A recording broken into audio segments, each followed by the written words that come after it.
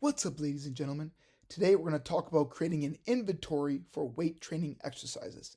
Let's get it popping. So, why is it important to create this exercise inventory? Because it's a way to help you organize different exercises into different categories that you can properly plan an entire year's training cycle for your sports teams. Now, there's various ways that you can categorize these different exercises. Here are some examples that we'll describe in later detail throughout the presentation there. What's up, ladies and gentlemen? Today we're going to talk about weightlifting, and not lifting weights in general, but specifically Olympic weightlifting movements. Let's get it popping. So what are the benefits of these Olympic weightlifting movements? Number one, they are ground-based, meaning that we create force by driving into the ground there in order to complete the lifts there. This causes triple extension to occur at our hips, knees, and ankles there. So 3 parts of our legs there, knees, hips, ankles, extending. That's what it means by triple extension. And again, triple extension is used in a lot of different sports, especially when we sprint and when we jump. Number 2, Olympic weightlifting is very time efficient because these lifts incorporate multiple muscle groups when you're performing the lifts. Number 3, they help develop full body development a few different ways.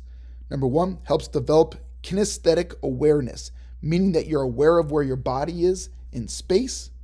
Number 2, you're aware of where that bar is in relationship to your body in space. Number 2, Olympic weightlifting helps increase muscle fiber diameter, meaning increase in hypertrophy. Number 3, can help improve intermuscular coordination, meaning synchronizing your muscles, certain muscles contracting at certain times to make the lift or movement there more efficient. Number 4, it can be an efficient way to train the core in healthy populations. As we talked about in a previous unit there, the activity of your trunk muscles, meaning your abdominals, your obliques, your lower back muscles, during squats and pulls from the floor, such as deadlifts, is greater or equal to that produced with many of our common stability ball core exercises there. So again, crunches are valuable, back raises are valuable there, but those muscles can also be enhanced through performing the Olympic weightlifting movements. Number 2, compared to more traditional lifts, such as the bench press, back squat, and deadlift, the total amount of absolute power created in the Olympic weightlifting movements is a lot higher compared to those more traditional movements. As you can see, the absolute power there in bench press, back squat, and deadlift for a 100 kilogram male there, on average, would range anywhere between 300 to 1100 watts. However, during the snatch and the clean, during the second pull of those particular movements, the total amount of power in men there that are 100 kilograms is on average 5,500 watts, which is about 5 times, if not greater, compared to the traditional lifting movements. For women, again, a lot more explosive, especially during that second pull phase of the snatch and the clean and jerk. And as you can see, the jerk movement there, that is also a lot more powerful than those traditional lifting movements there. So again, the Olympic weightlifting movements there, they help you create a lot more power than your traditional lifting movements. So let's break down the Olympic lifts there into different positions throughout their particular movements there. We'll start with 2 of the Olympic lifts, the snatch as well as the clean. Now both share similar positions there, so we're going to talk about both of them in general here, but there might be some points and times there where we might split off, talking about one more versus the other. So no matter whether you're doing the snatch or the clean, your starting position should look something like this. Notice that all the body's levers are tight, meaning your lower back is locked in. There should be some tension with your lower back. Your arms, are locked, ready to rock and roll. You should feel some tension in your butt, in your quads, in your calves. So everything is locked and solid and tight, ready to lift that bar off the ground. Also, notice that the feet are directly underneath the bar. What I like to do is like to keep the bar directly above my shoelaces. To me, that's a good starting position. Specifically with the feet are straight, pointed straight ahead there with a very narrow stance, okay? Or maybe slightly turned out. Okay? They're essentially in a vertical jump position. Notice the feet are not wide. I don't jump as high as I can, performing a vertical jump with my feet wide. Likewise, when I perform the snatch and the clean there, my feet are directly underneath my body in a good jumping position. Notice that the back is flat and even maybe a little bit concave, meaning an arched back. So notice there's a slight bow to the back. That's good position. That means the lower back is locked in.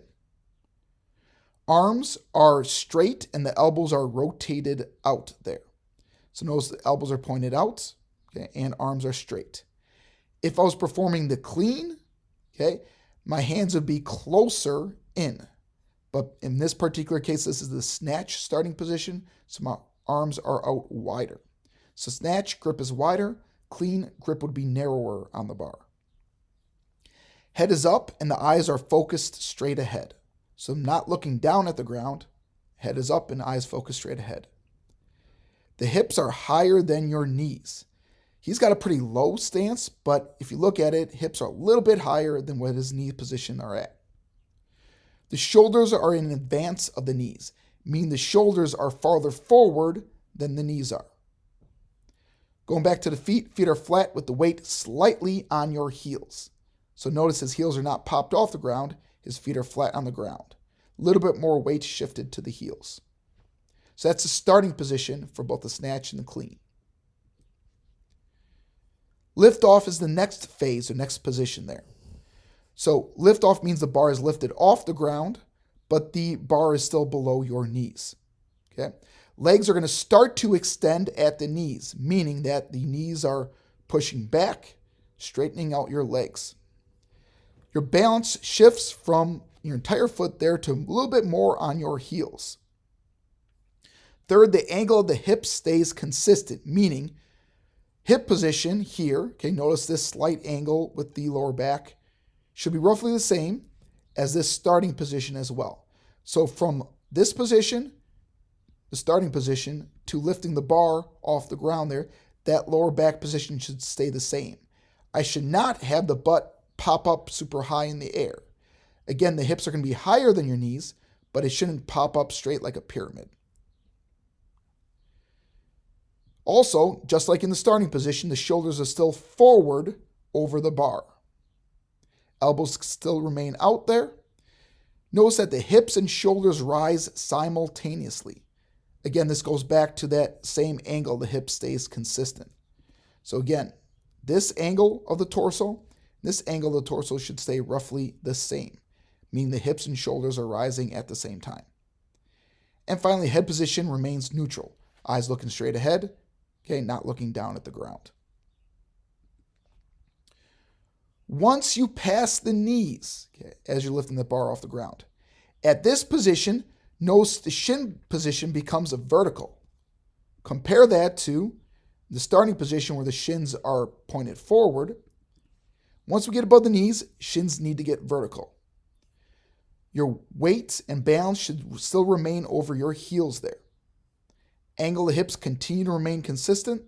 Shoulders continue to remain over the bar. Elbows continue to remain out. Hips and shoulders continue to rise simultaneously. Head position continues to be neutral. So basically, going from your starting position to your liftoff to passing the knees there, the biggest things that change are your knees straighten and your shins go from pointing forward to vertical. Everything else should still remain the same. Now we get what's called the power position. Okay? The power position is where we notice a power spike occur in the research if we're measuring force production. Okay? An impulse against the floor occurs. Okay?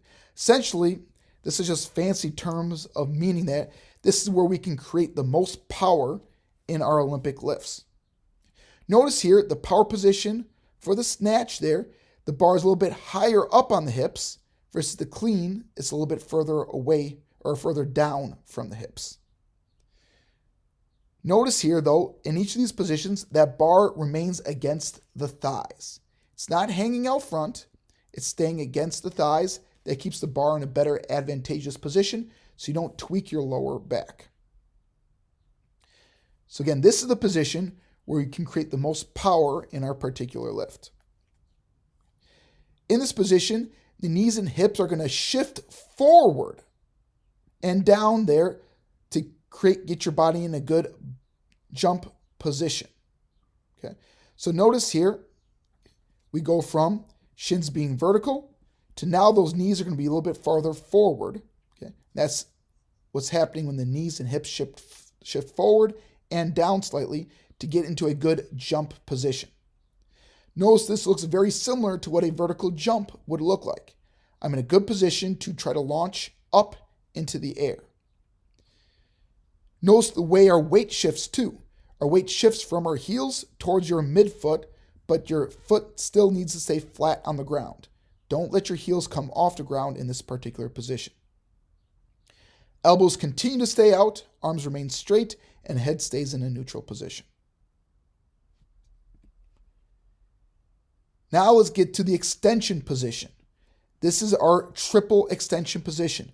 Notice that our hips are flat or are straight, knees are straight, and ankles are extended. That's what's considered the triple extension position. This is the position we see when we jump and when we sprint, which is one reason why athletic sports like to incorporate the snatch and the cleans in their lifting progressions. During this extension phase, we want to think about a quick, fast punch into the ground there to help launch our bodies into the air. At the same time, in this triple extension position, our traps are going to punch quickly, meaning you're going to shrug your shoulders violently in this position. The bar is going to jump, okay? And we like to think about the bar jumping upwards. Some people erroneously believe that the bar should jump forward. At lighter weights, this might work, and some very experienced weightlifters might be able to take advantage of this due to their specific body proportions, but vast majority of people should think about that bar jumping up into the air. Again, elbows stay out, arms stay straight, head position should still be neutral. Some people might benefit by looking slightly upwards. So this is the extension position for the snatch and the clean. Next phase is the pull under phase. So we've reached this triple extension position. We're shrugged up as high as we can. At this point in time, this bar is going to continue to try to rise into the air. It's got a ton of momentum going forward. In order to catch the bar, whether catching in a snatch or in a clean, we need to actively drop under the bar. So right now this bar is weightless. It might even be continuing to drive up into the air. What we're going to do is we're going to pull underneath the bar actively with our arms. So notice this guy is pulling himself under the bar to try to catch it on his shoulders. Now again, what some people erroneously think is they think they need to bring their chest down to the bar. The chest will come towards the bar there, but it's only coming because their arms there yank the body around the bar and underneath it. Another thing to understand with this pull under phase, you need to keep your body as close to that bar as you can. Notice that bar is really close to his chest. There's not a whole lot of space between his chest and the bar. So you got to stay close during the pull under phase. And then finally, we need to catch the bar. You catch the bar in the snatch with the bar above your head with your arms locked out. The clean there, notice, again, you catch the bar against your shoulders there with your fingertips on the bar. Some people will try to catch the clean there with a big full grip there with the bar against your palms, and most people are not flexible enough in their lats and in their elbows there to catch the bar in a clean like that. So when you catch a clean, oftentimes you're going to let the bar roll back on your shoulders, and the bar is being supported by the shoulders, not by your hands. So hands are not supporting the weight. It's the shoulders that are supporting the weight. When you catch, whether you're catching the snatch or the clean there, your feet and the hands have to hit together at the same time. Meaning, compared to the pull under phase where your feet actually come off the ground there when you pull under the bar, your feet should land at the same time that you catch the bar. Feet land at the same time that you catch the bar on your shoulders. Catching at the same time helps absorb that impact into the ground. When you catch it, your body needs to stay rigid. Don't let your lower back round. Don't let your knees to cave in. Catch it in a strong position. Okay? And then you will ride it into the bottom. Now, what riding into the bottom means is you might catch the bar up higher off the ground. What riding into the bottom means is that you catch it, and to absorb that impact, you will lower your body to the ground. Kind of like when you land from a jump, you will land with soft knees, lowering the body into the ground to help absorb that impact. Once you reach the bottom there, you stand up with the lift, and that means you've successfully completed the snatch or you've successfully completed the clean. These are different screenshots there of the snatch, showing the entire sequence there. So notice at the beginning, starts with the knees forward, shins forward, hips slightly above the knees, back is in a good concave position. Upon liftoff there, that torso, the hips and the shoulders roughly rise at the same rate there. Notice here the knees start to extend, shoulders still remain forward of the bar. The bar gets above the knees, gets into your good power position. Okay. Now you see the good triple extension. Pull yourself underneath the bar, landing with your arms straight and your feet hitting the ground. That's the full sequence of the snatch. Here's a video if you like to watch it on your own, but there you can break it down, seeing the different phases there of the particular snatch. Again, similar things would be seen if you're watching the clean. Only difference of the clean there is you catch it at the shoulders instead of catching it above your head. So let's say I wanted to learn how to perform the clean there. It helps if you can break down the clean into smaller steps and gradually progress to the actual full clean movement. Because just asking someone to do the clean right away is very difficult just because it's a very complicated lift. Here's an example recommended progression that you might go through when teaching someone how to do an entire clean. First is start with the front squat. Again, all these yellow links are stuff that you can click on to watch to see the exercise on your own. One reason why we might want to start with the front squat there is when the most difficult and challenging parts of the clean is catching it in a safe position. Performing a front squat, specifically the way shown in the video, where your fingertips are on the bar with an underhand grip, that is the finishing position for a clean. So if you can perform a front squat well, that means that you can catch a clean well, as long as you can get the bar up to your shoulders. So make sure you can perform a front squat properly before actually getting to an entire clean. Now, the second exercise in the progression would be a power clean. And power cleans essentially can be done from several different positions. We can go from the power position. This is kind of like your vertical jump position where there's a slight bend in your knees. You could go the hang position. Hang just means the bar is off the ground. So again, having the bar end up just above the knees. Hang position where the bar is just below the knees. Okay. Lift off where the bar is barely like an inch off the ground, and then from the floor. So we can come from any of these several different positions there and perform a power clean. Click this video there to show power clean being performed from these different positions. The third exercise is going to be a power clean plus a front squat. Again, you can use any of these positions here to start with, but essentially what this means is you clean it, you catch it at your shoulders, and then wherever you catch it, you perform a front squat, riding all the way down into the bottom of a squat and then standing up from that squat. What this does is it teaches you how to transition from the explosive movement to catching it. And then finally, once you can go through these three exercises here, then you can perform an actual clean. Again, you can do cleans from different positions there, starting from different positions, depending on your particular situation. Snatches follow a similar pattern there. So again, notice you got the power snatches, power snatch plus an overhead squat, and the snatch. However, there's some other exercises that might help benefit you for performing initially in a training cycle so that the athletes are better prepared for catching the actual snatch. First is a press behind the neck. So pressing that bar from behind your neck above your head will get people more comfortable with the overhead position that they need to catch the bar in when performing a snatch. Next up is a snatch press behind the neck. Click the link if you want to see what that looks like.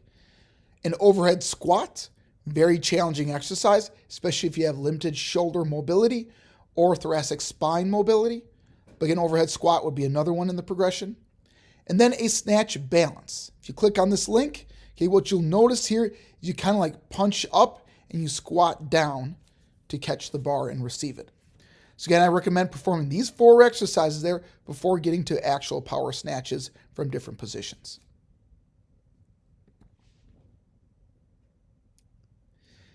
Now, if we really want to just focus on the power producing portion of the clean and of the snatch, if you just want to focus on the power position there in particular, we don't necessarily need to catch it.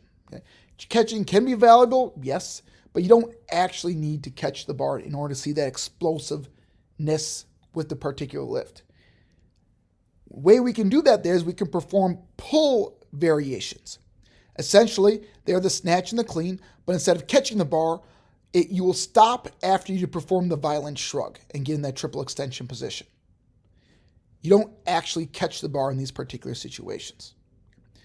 Click the links to see what these different pull variations look like. Understand here, you can either do them from the floor, from different hang positions, okay, or you could even do them from the block. Doing from the block means you have an elevated surface on each side that the bar rests on, and that means instead of having to hold the bar at each of these different positions, you can just rest the bar there and can start at that particular position there. So that way your muscles don't have to continue to support that load, especially if you're pausing in that particular position.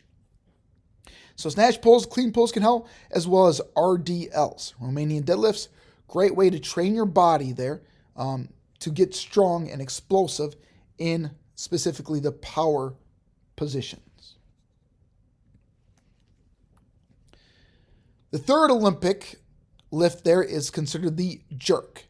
Now, usually the jerk is combined with the clean. So you'll perform a clean and jerk exercise, which means you perform the clean first, and then you perform the jerk second. The jerk is taking the bar from your shoulders and driving it up above your head. The starting position for the jerk is the bar is above the clavicles on your shoulders. Fingers are going to be on the bar, but oftentimes you're not going to be able to hold it with the bar in your palms. A lot of times it might just be on your fingertips there. Elbows are going to be down significantly. Okay? They can be up a little bit, but they're not going to be super high in the air there. From this jerk start position, you're going to take a deep breath in, lift your chest up, and that's where you should start your jerk at. Next phase is the dip and drive. Okay, from this position, okay, notice again the elbows are underneath the bar more. You're going to dip your hips down, kind of like you're performing a vertical jump. When you lower your hips there, the weight is going to shift towards your heels. Okay? At the bottom of this dip there, you're going to drive against the ground there and drive up into the air, kind of like you're performing a vertical jump. As you drive up into the air, the weight's going to move from your heels towards the balls of your feet. Make sure you keep your chest up and stay strong throughout the dip and drive. To finish a jerk, many people will perform a split when they catch the bar. Split position is here, where one foot is in front of the other. Some will catch it and perform a jerk there where your feet are parallel, but most people, due to shoulder flexibility, amongst other things, this split position is often where they're going to catch the jerk. When this happens there, after the dip and drive, your feet will split apart and land at the same time as you catch the bar with your elbows outstretched. Same as what we were doing with the snatch there, essentially, except your feet again are going to end up in a split position. You're going to drive your body down against the bar. Notice that your front shin is going to be in an almost vertical position. And you're going to have some weight on the ball of your foot and your rear leg. Make sure that your shoulders and hips are in line on the catch. So notice the shoulders and hips are in line. And again, feet and hands must hit together. Feet and hands land together. That will help you land in a strong position. Again, feel free to watch this video if you would like to see the entire clean and jerk put together. Now here are some preparatory exercises that will help you perform the jerk. Number one is an overhead press. That would make sense there. Got to be able to push that bar above your head. We got the push, press, and the power jerk. Feel free to click the links to see what those look like. Number four are footwork drills. Purpose of these drills is to get your feet used to jumping out into that split position. And then finally, we finish with the split jerk. If you have any questions, let me know. Have a good day.